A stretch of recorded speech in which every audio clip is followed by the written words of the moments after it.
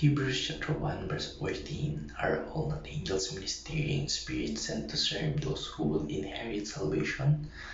Sa Tagalog po ay hindi baga silang lahat ay mga spiritong tagapaglingkod na sinugubang magsipaglingkod sa kapakinabangan ng mga gagmana ng kaligtasan. Magandang araw, ang tatalakayin po natin ngayong araw sa ating daily devotion ay ang angels.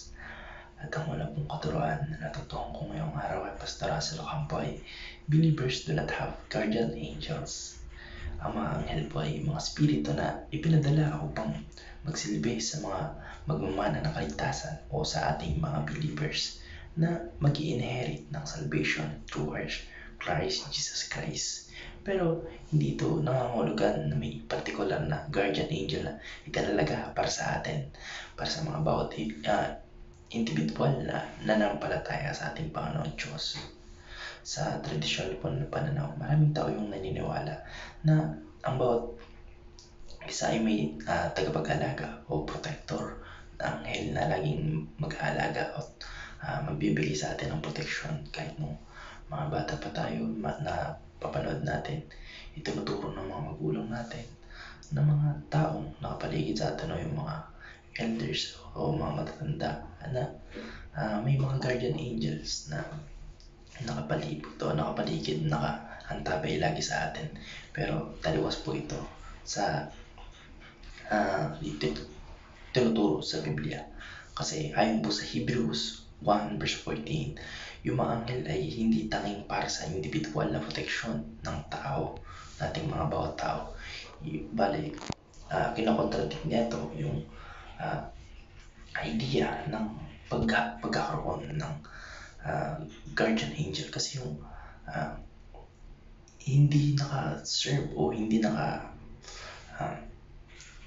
yung pag-create ng ating Panginoon Diyos sa mga angel na protektahan yung individual o specific person, kundi sila po ay may naka-program o parang ginawa sila para sila ay maglingkod sa ating Panginoon Diyos na nagsisilbi upang matulungan yung mga nagmamana ng kaligtasan o ng salvation.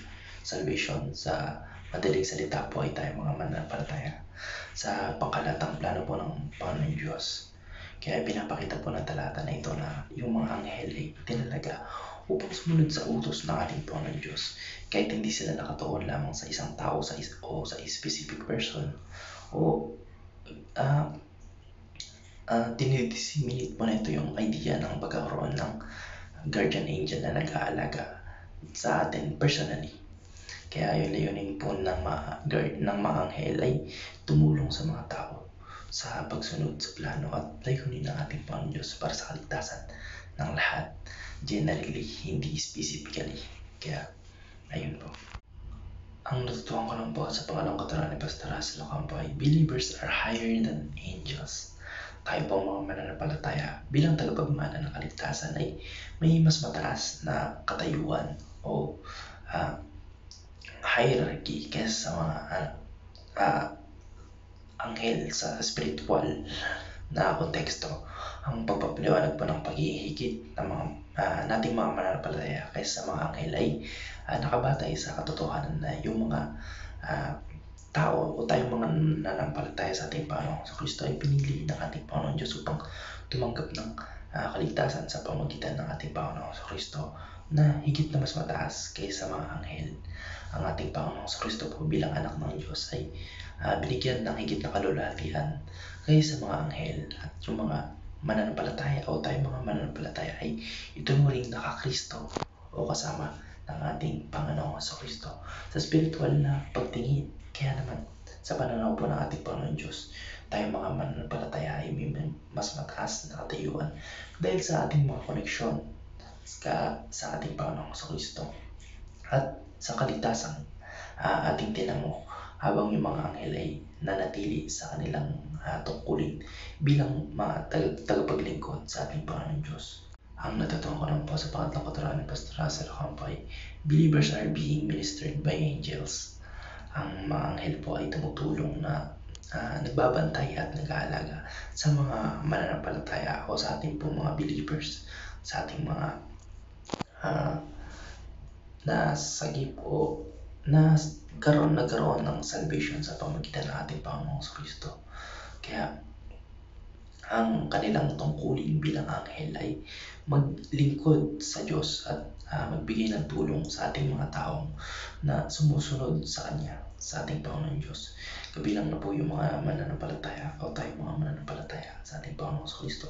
Halimbawa, maring maghatid ng yung mga angel ng mga mensahe mula sa ating Panginoon Diyos, magbigay ng protection o magsagawa ng iba pang mga gawain na makikinabang yung tayong mga mananampalataya, na lahat ay ayon sa plano ng ating Panginoon Diyos para sa kanilang kaligtasan at pagpapalago sa pananampalataya. Yun lamang po. Maraming salamat and God bless. Amen.